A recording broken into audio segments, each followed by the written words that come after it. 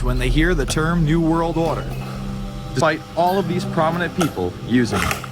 What is at stake is more than one small country. It is a big idea, a new world order, where diverse nations are drawn together in common cause to achieve the universal aspirations of mankind.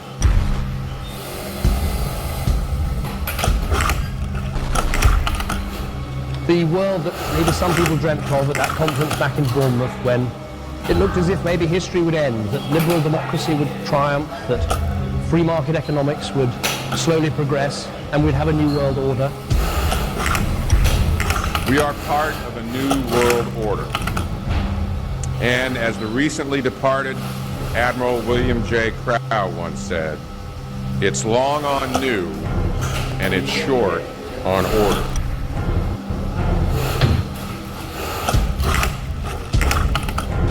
Walter Isaacson wrote a wonderful book about some of the wise men who helped shape the New World Order following the Second World War.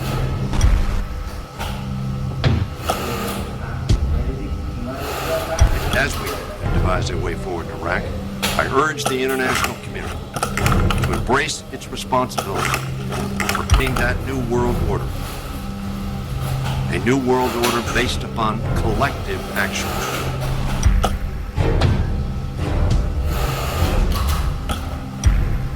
The transatlantic partnership was never just the foundation of our security. It was the foundation of our way of life. It was forged an experience of the most bitter and anguished kind. Out of it came a new Europe, a new world order, a new consensus as to how life should and could be lived. And just like that, it was gone. It was a new world order. That's what President George H. Bush said.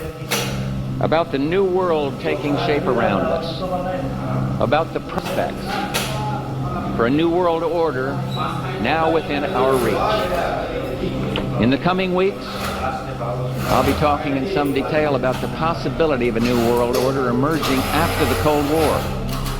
But today, I want to discuss another aspect of that order. You see, as the Cold War drew to an end, we saw the possibilities of a new order in which nations work together. It refers to new ways of working with other nations to deter aggression and to achieve stability.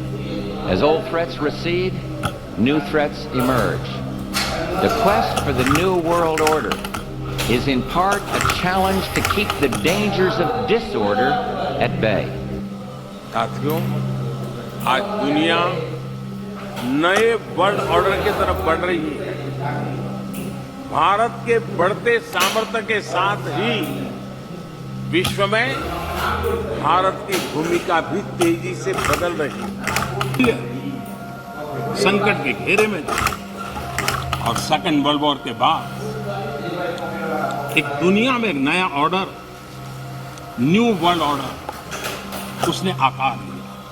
शांति के मार्ग पर चलने के शपथ हुई। इस मंत्र को लेकर के दुनिया के अंदर विचार प्रबल होते गए। यूएन का निर्माण हुआ, इंस्टीट्यूशंस बनी। उस वर्ल्ड वॉर के बाद Walter Isaacson wrote a wonderful book about some of the wise men who helped shape the New World Order following the Second World War, the Second World War, the Second World War, the Second World War. Second world war के बाद एक दुनिया में एक नया order, new world order उसने आकार लिया। আপনি কেমন দেখেন যে আজ থেকে 50 বছর পরে, 100 বছর পরে সোশ্যাল বিজনেস ওই সংক্ষেপের বিষয়টা হলো যে এই তো সোশ্যাল বিজনেস থেকে কথাটা এসছে, আমরা একটা নতুন বিশ্ব গড়ব, একটা নতুন বিশ্ব গড়ব। এই বিশ্ব শেষ, এই যে সভ্যতার কথা এই বিশ্ব দিয়ে এটা দিয়ে চলতে পারবে না। আপনি চেষ্টা করতে থাকবেন, বক্তৃতা করতে থাকবেন, এখানে কিন্তু বাঁচতে পারবেন না, শেষ, ফিনিশ। এটা 100 বছরের কথা, 200 বছরের কথা, এটা কয়েক বছরের কথা, এর মধ্যেই শেষ হয়ে যাবে। ওসমানীয়দের একটা সময় একটি বিশ্ব ব্যবস্থা কায়েম ছিল যারা প্রায় অর্ধেকেরও বেশি বিশ্বকে শাসন করত।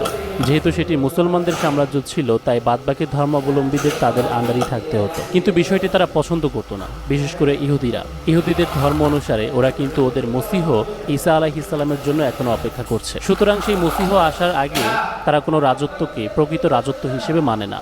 তাই ওদের থিওরি হলো, এই যে বিশ্ব ব্যবস্থা কায়েম ছিল, এটিকে পরিবর্তন করে নতুন একটি বিশ্ব ব্যবস্থা কায়েম করতে হবে। সেখান থেকে কথাটি এসেছে নিউ ওয়ার্ল্ড অর্ডার, নতুন বিশ্ব ব্যবস্থা। এই বিশ্বাসের উপর ভিত্তি করে ওরা সামনের দিকে অগ্রসর হয় এবং প্রথম দ্বিতীয় বিশ্বযুদ্ধ সংগঠিত করার মাধ্যমে ওরা প্রথম বিশ্ব ব্যবস্থাকে ধ্বংস করে। সেই আলোচনায় আর বিস্তারিত যাচ্ছি না।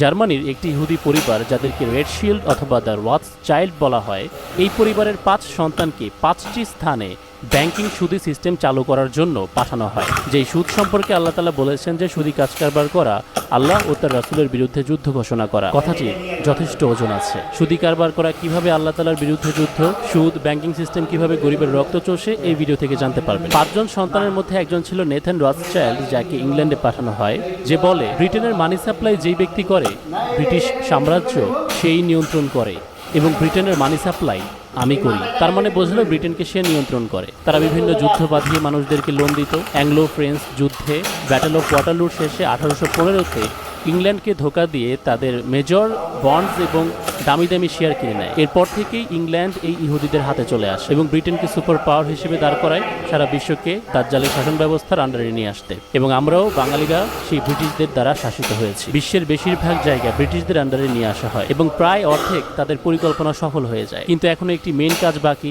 ইহুদিদের জন্য নিজস্ব একটি রাষ্ট্র গঠন করা। আর তাদের সবচেয়ে পবিত্র জায়গাটি তারা মনে করে জেরুজালেম। এবার তাহলে মিলিয়ে নিন, কেন ইউরোপ থেকে ধরে ধরে এনে ইহুদিদেরকে ফিলিস্তিনে ঢুকিয়েছিল ব্রিটিশ এম্পায়ার। ব্রিটিশদের বেশিরভাগ ছিল খ্রিস্টান ধর্ম অবলম্বী। ইহুদিদের রাষ্ট্র তৈরি করতে তো ওদের ঠেকা পড়েনি, কিন্তু একটা সাম্রাজ্য দিয়ে যে দীর্ঘদিন যাবৎ সবাইকে শাসন করা যায় না, এটা ওরা ভালো করে বুঝে গিয়েছিল। পাওয়ার ট্রান্সফার হয় আমেরিকায়, আমেরিকা সুপার পাওয়ার হয়, একের পর এক গোয়েন্দা আমেরিকার ভেতরে ঢোকানো হয়, গোয়েন্দা দিয়ে বিভিন্ন গুরুত্বপূর্ণ প্রতিষ্ঠানকে দখলে নেওয়া হয়, যে বিষয়ে ডিটেলসে জানতে পারবেন আমার দাজ্জাল সিরিজ থেকে। আচ্ছা, এবারে আমেরিকান পলিটিশিয়ানদের মুখে একই বুলি বারবার আমরা লক্ষ্য করি, যেটা ভিডিওর শুরুতে দেখেছেন। আমেরিকান পলিটিশিয়ানরা এই ব্যাপারে এতটাই সিরিয়াস হয়ে পড়ে, ওদের $1 বিলের পেছনে লেখা দেখতে পাওয়া যায় ল্যাটিন ভাষায় নোভাস অর্ডো সেক্লোরাম, নিউ ওয়ার্ল্ড অর্ডার, নতুন বিশ্ব ব্যবস্থা। এবং তার উপর দেখতে পাচ্ছেন পিরামিড। পিরামিডের উপর কি রয়েছে? এক চোখ। হাদিসে নবী সাল্লাল্লাহু আলাইহি ওয়াসাল্লাম কার ব্যাপারে ভবিষ্যৎবাণী করেছেন? যে সে এক চোখের হবে, দাজ্জাল। দাজ্জালকে ইহুদিদের সেই অপেক্ষিত মসিহ, যার জন্য সবকিছু তৈরি করা হচ্ছে, যাকে দিয়ে বিশ্ব শাসন করবে ওরা। $1 এই ডিজাইনটি করা হয়েছিল ফ্রি মেসন জর্জ ওয়াশিংটনের আমলে। ফ্রি মেসন একটি সিক্রেট সোসাইটি, যেটি ইহুদিদের তৈরি করা। ইতিহাসে ইহুদিরা এরকম নাম বদলে বদলে অসংখ্য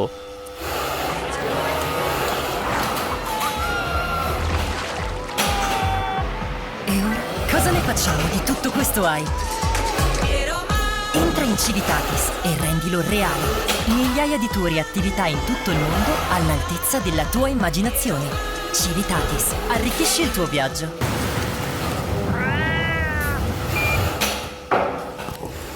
রুশিয়ানস, ফ্রিমেসনারি, ইলুমিনাতি। 1666-তে ছিল দনমে, যার মেম্বার ছিল মুস্তাফা কামাল আতাতুর্ক, অটোমান সাম্রাজ্যের ধ্বংসকারী। তো আমেরিকাকেও আমরা দেখতে পাই এই বিশ্ব ব্যবস্থাকে কায়েম করার জন্য সক্রিয় হয়ে উঠতে, এবং বেশ জোরালোভাবে। তাই কিন্তু আপনি দেখবেন ইসরায়েল দেশ তৈরি হওয়ার সাথে সাথে আমেরিকা স্বীকৃতি দিয়ে দেয় 11 মিনিটের মাথায়। ইসরায়েলের কিছু হলেই আমেরিকার পরাণ কাঁদে। ইসরায়েলের জন্য ফান্ড রেজ করে, তাদেরকে টাকা অনুদান দেয় বিভিন্ন উপায়ে। জো বাইডেন, সে নিজেকে একজন জায়নিস্ট দাবি করে। তো এই সব কিছুই দিবালোকের মতো পরিষ্কার যে পৃথিবীতে আসলে কি চলছে। এখন প্রশ্ন হলো, বিশ্ব ব্যবস্থা মানে তো সবটা জুড়ে, পুরো বিশ্ব জুড়ে, তার মধ্যে বাংলাদেশও তো আছে। আমাদেরকে নিয়ে তাদের পরিকল্পনা কি, তাদের ভূমিকা কি? ব্রিটিশদের নতুন পলিসি অনুযায়ী ওরা মনে করে না যে আমাদেরকে ওদের ডিরেক্টলি শাসন করতে হবে বা প্রয়োজনীয়তা রয়েছে। ডামি গভর্নমেন্ট, পুতুল সরকার বা পাপেট সরকারই তাদের জন্য যথেষ্ট। আমাদের মধ্যে থেকে এমন মানুষ বাছাই করবে লিডার হিসেবে, যে তাদের হয়ে আমাদেরকে নিউ ওয়ার্ল্ড অর্ডারের আন্ডারে নিয়ে যাবে। তার মধ্যে একজন হলো মোদি, ডামি পাপেট সরকার। আমাদের তৃতীয় বিশ্বে ডিরেক্টলি হাত দেওয়ার ব্রিটিশ আমেরিকার তেমন প্রয়োজন নেই, ওই ডামি পাপেট দিয়েই আমাদেরকে নিয়ন্ত্রণ করতে পারবে।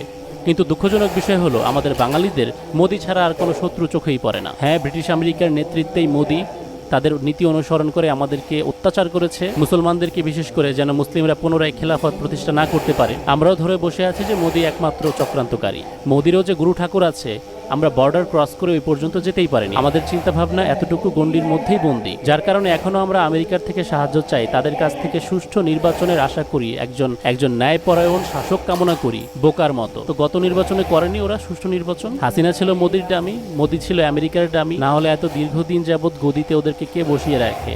17 বছর হাসিনাকে, 15 বছর, তিনবার মোদিকে, ইসরায়েলের নেতানিয়াহুকে।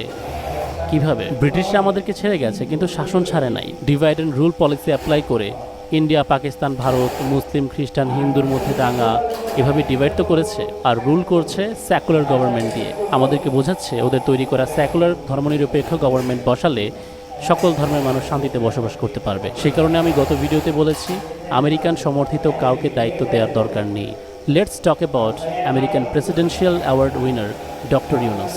গ্রামীণ ব্যাংকের সাবেক ব্যবস্থাপনা পরিচালক নোবেল বিজয়ী ডক্টর মোহাম্মদ ইউনুসের কাছে জাতীয় রাজস্ব বোর্ডের 666 কোটি টাকা কর দাবির বৈধতা চ্যালেঞ্জ করে দায়ের করা রিট খারিজ করে দিয়েছেন হাইকোর্ট। এর ফলে ডক্টর ইউনুসকে এই টাকা সরকারকে পরিশোধ করতে হবে। কোনো কিছু লক্ষ্য করেছেন? 666 কোটি টাকা 666 কোটি টাকা। হঠাৎ করে এই মুহূর্তে আসা ডক্টর ইউনুসের 666 কোটি টাকার খবর বেশ ভালোই মিডিয়ার মধ্যে চলছে। আপনারা কি জানেন 666 কিসের number? 666 days. Astaghfirullah. Astaghfirullah. WWE স্যাটানিজমকে অনুসরণ করে নিজেও একটি বিগ ইভেন্টে তাদের একজন রেসলারকে, যেহেতু WWE স্ক্রিপ্টেড, 666 দিনের জন্য চ্যাম্পিয়ন রাখে। সে ব্যাপারে যখন একজন মুসলিম রেসলার কথা বলছিল তখন পাশাপাশি আস্তাগফিরুল্লাহ পড়ে, কারণ সে এই নাম্বারের অর্থ জানে। এই রিপিটেটিভ নাম্বারগুলো অ্যাস্ট্রোলজিক্যাল। যারা জাদুবিদ্যায় বিশ্বাস করে তারা এগুলো ব্যক্তিগতভাবে ব্যবহার করে বিশেষ কিছু মুহূর্তে। বড়সড় কোনো ইম্পর্টেন্ট ঘটনা ঘটানোর সময়। 5 এপ্রিল 2020-এ লকডাউন চলছিল। নরেন্দ্র মোদী পুরো ভারতবাসীকে আহ্বান করেছিল করোনাকে প্রতিহত করতে এক্স্যাক্টলি রাতের 9টা বাজে 9 মিনিটের জন্য ক্যান্ডেল জ্বালিয়ে যেন সবাই দাঁড়িয়ে থাকে। নাম্বার 9 বারবার রিপিট করার কারণ হলো নাম্বার 9 হচ্ছে ফিনিশিং বা এন্ডিং নাম্বার। সে ঠাট্টা করার জন্যই কাজ করেনি, মস্করা করার জন্য করেনি। তার বিশ্বাস এভাবে করোনা শেষ হবে। অ্যাপল কোম্পানিও তাদের প্রথম কম্পিউটারের দাম রেখেছিল $666। এই নাম্বার রিপিট করার বিষয়টি অর্থহীন নয়। বাইবেলের রেভেলেশন চ্যাপ্টারে 666 এই নাম্বারটিকে দাজ্জালের ছাপ বলা হয়েছে। কাকতালীয়ভাবে 1 কোটি টাকা এদিক ওদিক নয়, এক্স্যাক্টলি 666 কোটি টাকার ঋণ আমাদের বাংলাদেশি সরকারের কাছে ডক্টর ইউনুস সাহেবের। ইনি তো সেই ব্যক্তি যিনি কিনা ইউগান্ডার LGBTQ মুভমেন্টের মাইনরিটির পক্ষে সাইন করেছিলেন তার বাদবাকি নোবেল প্রাইজ উইনারদেরকে নিয়ে। সে কি গে, লেসবিয়ান, LGBTQ-কে সাপোর্ট করেনি 2012 সনে? এটা কি সবাই ভুলে গিয়েছে? এটা কিসের সিম্বল? সে যেটা হাত দিয়ে বানাচ্ছে, কোত্থেকে শিখে এসেছে সেই সিম্বল, যার অর্থ 666, যেটি আপনি অসংখ্য সেলিব্রিটিদেরকে হাত দিয়ে বানাতে দেখবেন যারা ইলুমিনাতির পাপে। ইভেন আমি বারবার বলেছি UN আমেরিকার কোনো সাগরেদকেই এই গুরুত্বপূর্ণ দায়িত্ব না দিতে। এখন আমি যখন ভিডিওটি রেকর্ড করছি সে হয়তো শপথ গ্রহণ করছে। অনেকে বলতে পারে যে ভাই তার ব্যাপারে আগে সতর্ক করলেন না কেন? আমি UN আমেরিকার ব্যাপারে তখনও সতর্ক করেছি যখন কিনা আমার এবং ভারতকে নিয়ে কথা বলার প্রয়োজন ছিল। আমি তখন UN আমেরিকা নিয়ে সতর্ক করেছি যখন সবার ভারতের দিকে নজর ছিল, এর দিকে তাদের ফোকাস ছিল, জাস্ট বিকজ স্বৈরাচারের দ্বারা সে নির্যাতিত ছিল। So he has to B the right person. এটা কি কোনো লজিক নাকি? যদি এ রং হয় অটোমেটিকলি বি রাইট হয়ে যায় না? আমি বলেছিলাম 1/11 রিপিট না করতে। যাই হোক, ইতিহাস থেকে যদি মানুষ শিক্ষা না নেয় তাহলে আর কিছুই করার নেই। ফিয়ামানিল্লাহ।